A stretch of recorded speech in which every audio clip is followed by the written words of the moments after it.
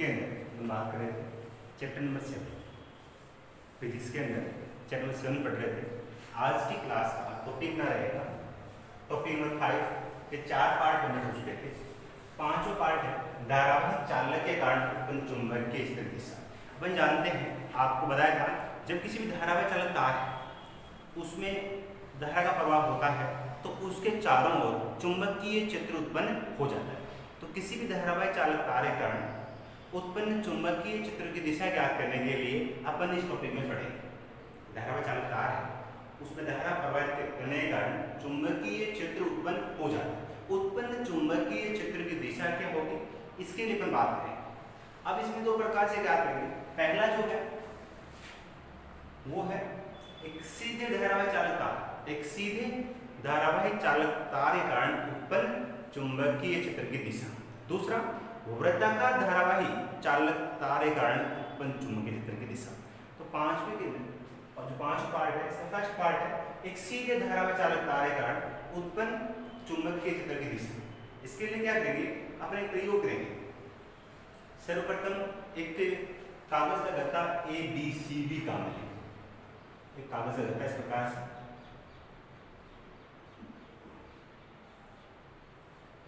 ABC, ये कागज का गत्ता है। इसमें से एक चालक तार इसके बीच में से एक इस प्रकार से मान लीजिए कागज का गत्ता है ABCD, इसके बीच में से चित्रित करेंगे और उसमें एक चालक तार को ऊर्ध्वाधर व्यवस्थित कर देते हैं। तो इसमें से एक चालक तार ये थोड़ा इधर है, बाकी जो यहाँ वाला है पीछे तरफ इस प्रकार से एक चालक तार है, इसका नाम रखेंगे PQ। एक PQ चालक तार को इसके बीचों बीच से ऊर्ध्वाधर व्यवस्थित करें। इसके बाद में इस चालक तार PQ को एक बैटरी से, ये बैटरी होगी, बैटरी का माइनस प्लस बैटरी से, और उस बैटरी को कुंजी से, ये माइनस प्लस बैटरी होगी, ये कुंजी हो गया, और इनका आपस में संपर्क इस प्रकार से करवा बैटरी कुंजी को आपस में जोड़ देते हैं। ये चालक तार प्लस का सिरा है, धारा जैसे ही कुंजी को बंद करेंगे इसमें से क्या होगी, धारा प्रवाहित होगी इस प्रकार से। तो बात सुनिए, धारावाहिक चालक के कारण उत्पन्न चुंबकीय क्षेत्र की दिशा दो प्रकार से ज्ञात करेंगे। पहला जो प्रकार है वो एक सीधे धारावाहिक चालक तार के कारण उत्पन्न चुंबकीय क्षेत्र की दिशा ज्ञात करेंगे। दूसरा एक वृत्ताकार धारावाहिक चालक के कारण उत्पन्न चुंबकीय क्षेत्र की दिशा। तो एक सीधे धारावाहिक चालक तार के कारण उत्पन्न चुंबकीय क्षेत्र की दिशा ज्ञात करने के लिए हम क्या करेंगे, सर्वप्रथम एक कागज का गत्ता ABCD काम में लेंगे। इसके बीचों बीच छिद्र करके एक चालक तार PQ को ऊर्ध्वाधर व्यवस्थित कर देंगे। इस प्रकार से एक कागज गत्ता होगा, बीच में से एक छिद्र करके चालक तार PQ व्यवस्थित कर देंगे, और उसके बाद में इसका संपर्क बैटरी और कुंजी से कर देंगे। और इस कागज के गत्ते पर लोहे का बुरादा डाल दें। क्या करते हैं, लोहे का बुरादा डाल देते हैं यहाँ। और उसके बाद में लोहे का बुरादा डालने के बाद में क्या करेंगे, इसके अंदर कुंजी K को बंद करेंगे।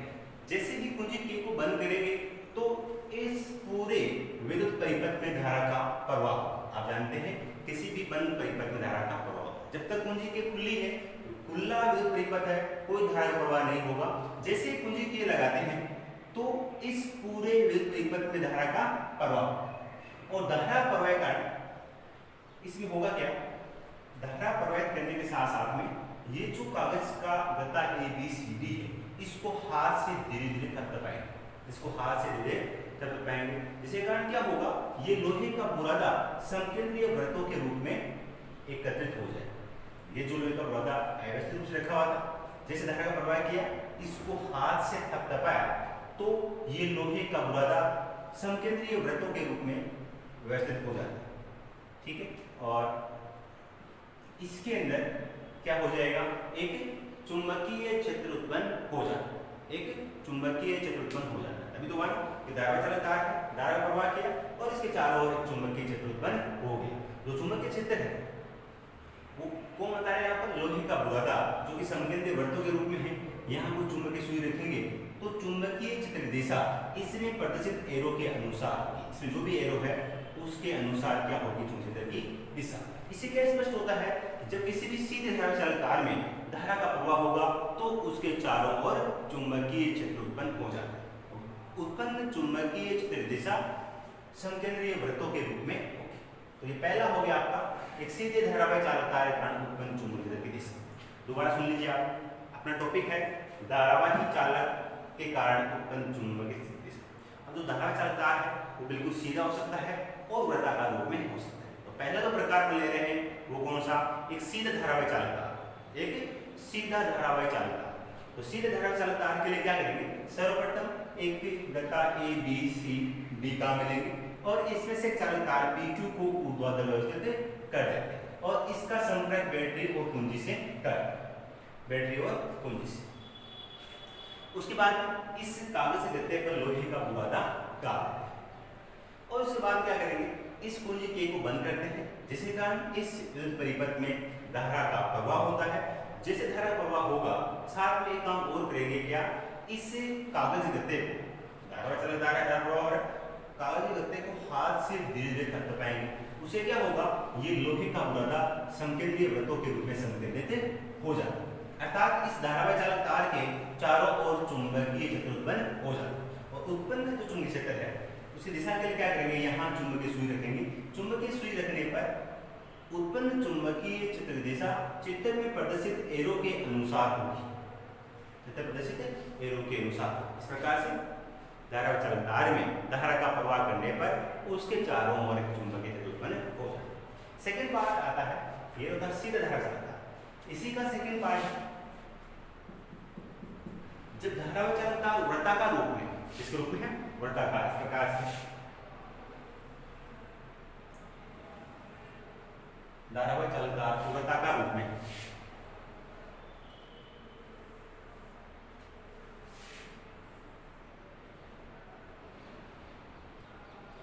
ऐसे दो वृत्ताकार बना रहे, एक यहाँ पे बना रहे, एक यहाँ पे। अब क्या करना है? इसमें मान लीजिए वामावर्त दिशा में धारा का प्रवाह और इसमें दक्षिणावर्त दिशा में धारा का प्रवाह। आपने पढ़ा था कि किसी भी धारावाही, किसी भी वृत्ताकार धारावाही चालक तार में, किसी भी वृत्ताकार धारावाही चालक तार में उत्पन्न चुंबकीय क्षेत्र की दिशा ज्ञात करने के लिए दाईं हथेली का नियम काम है। दाईं हथेली का नियम क्या होता है? अगर दाएं हाथ की मुड़ी हुई अंगुलियां धारा किसके लिए? वृत्ताकार धारावाही चालक तार के लिए। वृत्ताकार धारावाही चालक तार के लिए क्या होता है? अगर दाएं हाथ की मुड़ी हुई अंगुलियां धारा की दिशा को बताए तो अंगूठा चुंबकीय क्षेत्र की दिशा को प्रदर्शित करता है। किसके लिए? वृत्ताकार धारावाही चालक तार के। किसके लिए? वृत्ताकार धारावाही चालक तार के लिए। वृत्ताकार धारावाही चालक तार के लिए क्या होता है? अगर दाएं हाथ की मुड़ी हुई अंगुलियां धारा को प्रदर्शित करे तो अंगूठा चुंबकीय क्षेत्र की दिशा को प्रदर्शित करता है। तो इसमें देखिए आप, धारा है इस प्रकार से प्रदर्शित हो रही है तो मुड़ी हुई अंगुलियां बताएगा इसको धारा को। अंगूठा क्या है? बाहर की ओर। बाहर के लिए क्या काम आता है? डॉट काम है। ये डॉट किस होता है? चुंबकीय क्षेत्र की दिशा बोर्ड के तल के लंबवत है बाहर की। तो इस कंडीशन में एक वृत्ताकार पथ है, वृत्ताकार धारा चालक तार है और इसमें धारा बता रहा है मुड़ी हुई अंगुलियां, तो अंगूठा किसको बताएगा? चुंबकीय क्षेत्र की दिशा। अंगूठा बाहर की ओर है, इसका मतलब चुंबकीय क्षेत्र बोर्ड तल के लंबवत बाहर की ओर। इसकी बात करते हैं। अब इसमें धारा इस प्रकार से प्रवाहित हो रही है। मुड़ी हुई अंगुलियां किसको बता रही है? धारा को बता रही है। अंगूठा का जा रहा है अंदर की ओर। अंदर की दिशा में आएगा क्रॉस काम है। क्रॉस का मतलब चुंबकीय क्षेत्र की दिशा बोर्ड तल के लंबवत अंदर की ओर। तो इसमें तो होगा अंदर की ओर और इसमें होगा बाहर की ओर। ठीक है, तो इसमें वामावर्त दिशा में धारा प्रवाह हो रहा था, इसमें दक्षिणावर्त दिशा में हो रहा था। जब किसी धारावाही लूप में प्रवाहित धारा की दिशा वामावर्त हो तो धारावाही लूप का वह सिरा उत्तरी ध्रुव की भांति व्यवहार इस प्रकार से हो गया और ये आपका इस प्रकार से एंड नॉर्थ उत्तरी ध्रुव। प्रकार से, इस प्रकार से। तो जब किसी धारावाही लूप को देखने पर अगर धारा वामावर्त दिशा में हो तो धारावाही लूप का वह सिरा उत्तरी ध्रुव की भांति व्यवहार करता है। और यदि किसी धारावाही लूप में धारा दक्षिणावर्त दिशा में हो, अर्थात लूप का वह सिरा जिसमें धारा दक्षिणावर्त दिशा में हो, तो लूप का वह तल दक्षिण ध्रुव की भांति व्यवहार करेगा। कुछ इस प्रकार से ये धारा जीरो और ये ध्रुव जीरो, क्या हो जाएगा ये दक्षिण। ठीक है, तो दो बातें थी। धारावाही चालक के कारण उत्पन्न चुंबकीय क्षेत्र की दिशा दो प्रकार से ज्ञात है। एक तो सीधे धारा चालक के लिए, दूसरा वृत्ताकार धारावाही चालक के लिए। सीधे धारा चालक के लिए इस प्रयोग से बताएंगे और उसके चारों ओर क्या होती है, चुंबकीय क्षेत्र की दिशा। दूसरा, अगर वृत्ताकार धारा चालक है तो उसमें उत्पन्न चुंबकीय क्षेत्र की दिशा ज्ञात करने के लिए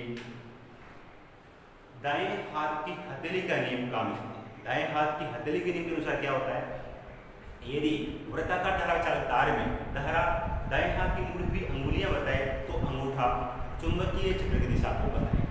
इस गणित से देखने पर धारा की दिशा प्रभावित हो रही है तो इस दाएं हाथ की मुड़ी हुई अंगुलियां बताए दिशा, अंगूठा किसको बताएगा, चुंबकीय क्षेत्र की दिशा। इसमें क्या हो गया, बाहर की। डॉट का मतलब चुंबकीय क्षेत्र की दिशा बाहर की।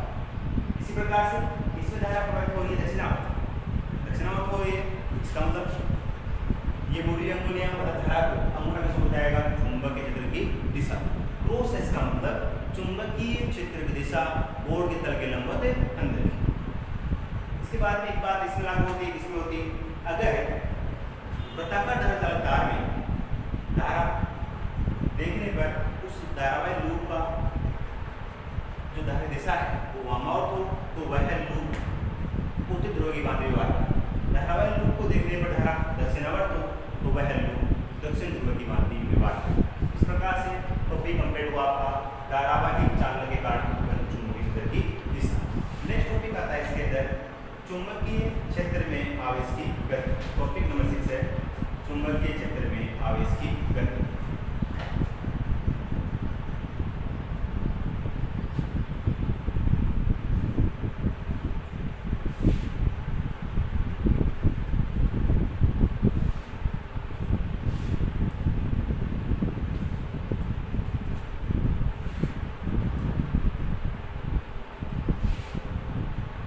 चुंबकीय क्षेत्र है उसमें आवेश की गति देखेंगे तो आवेशित कण अगर चुंबकीय क्षेत्र में गति करता है तो उसकी गति किस प्रकार से होगी।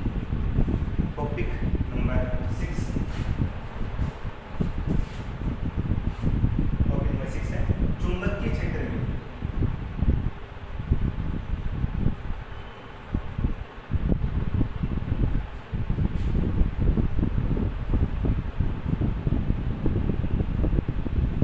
आवेश की गति। चुंबकीय क्षेत्र में आवेश की चुंबकीय क्षेत्र में आवेश की गति। इसमें क्या होगा, अगर कोई भी गतिमान आवेश Q चुंबकीय क्षेत्र B सदिश, अगर कोई गतिमान आवेशित कण Q चुंबकीय क्षेत्र B सदिश तथा विद्युत क्षेत्र E सदिश में V सदिश वेग से गति करता हो। अगर कोई भी गतिमान आवेशित कण Q चुंबकीय क्षेत्र B सदिश तथा विद्युत क्षेत्र E सदिश में V सदिश वेग से गति करता हो तो उस आवेशित कण पर दो बल कार्य करें। अगर कोई भी गतिमान आवेशित कण Q चुंबकीय क्षेत्र B सदिश तथा विद्युत क्षेत्र E सदिश में V सदिश वेग से गति करता हो तो उस आवेशित कण पर दो बल कार्य करते हैं। उस आवेशित कण पर दो बल कार्य करते हैं। पहला बल विद्युत बल Fe सदिश is equal to Q into E सदिश। Fe सदिश इज इक्वल टू क्या होगा, Q इंटू E सदिश। दूसरा चुंबकीय बल,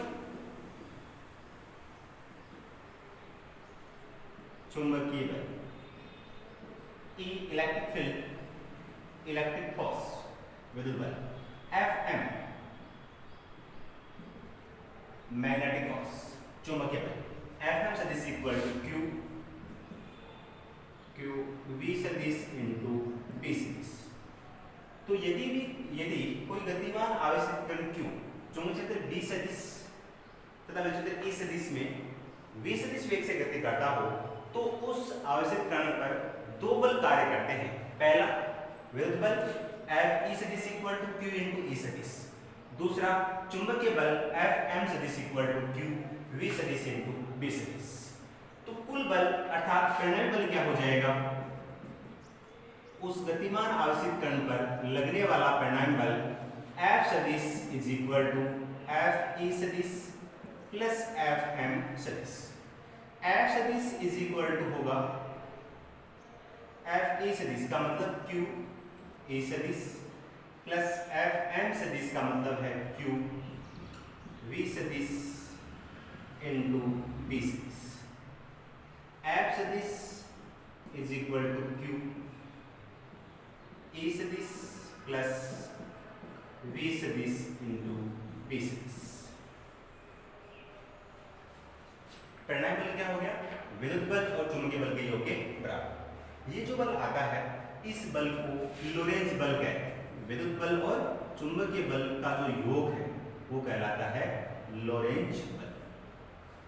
ये बल कहलाता है आपका लोरेंज बल। जहां पर क्या है, F सदिश बल हो गया, Q आवेश है, E विद्युत क्षेत्र, V वेग और B चुंबकीय क्षेत्र। तो ये कोई चुंबकीय क्षेत्र था, उसमें आवेशित गति करने वाला बल था।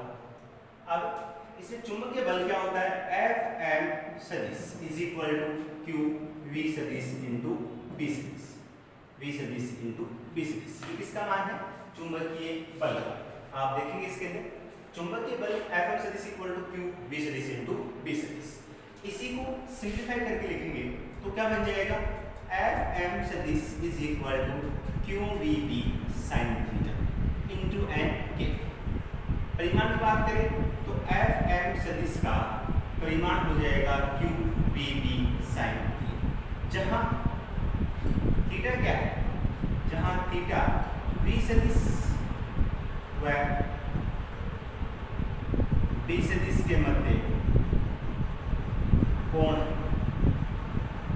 थीटा क्या है, V सदिश और B सदिश के मध्य कोण।